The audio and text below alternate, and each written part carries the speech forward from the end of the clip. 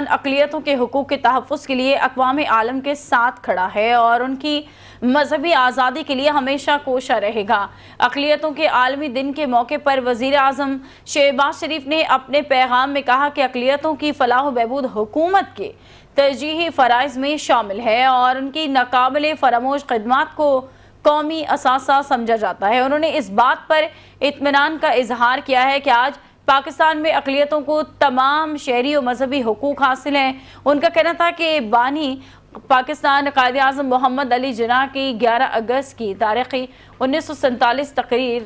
اقلیتوں کے محفوظ مستقبل کی نظریاتی ضمانت ہے اور ہم اس عزم کی تجدید کرتے ہیں کہ اقلیتوں کو مساوی مواقع فراہم کر کے قومی ترقی میں ان کا کردار مزید مؤثر بنایا جائے۔